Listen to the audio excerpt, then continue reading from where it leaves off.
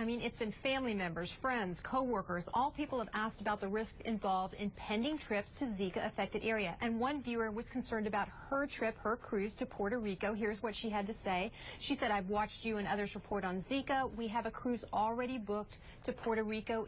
That is one of the stops. If you were me, would you cancel your cruise? Now, that's very typical of what I've been hearing.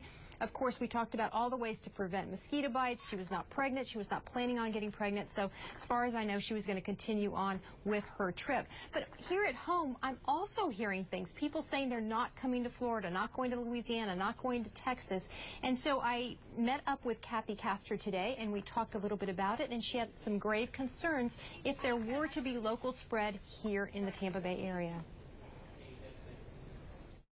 A public health warning not to travel to Florida if you're of childbearing age would have devastating consequences. I think it could prove worse than the BP oil disaster where, no oil reached the shores of the Tampa Bay area, and yet they saw canceled reservations and lost business for over a year.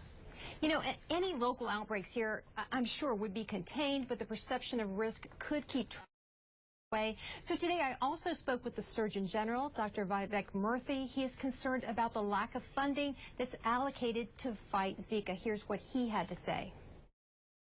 I feel good about the fact that we are coming together at state, local, and federal levels to make sure that we are advancing our work on vaccine development, on mosquito control, on public education, and on testing.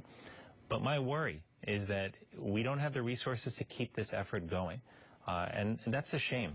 Now, that effort going, the CDC is telling me that until they get more funding, several studies will be on hold. That's going to include those long-term vaccine trials, long-term studies to evaluate those babies born to mothers with Zika, determining which mothers are most at risk, and also better mosquito control and tools, inventions, all of those things, Linda, will be on hold until they get more funding. Well, it is concerning. So, Joy, I'm glad that our viewers have you as a resource.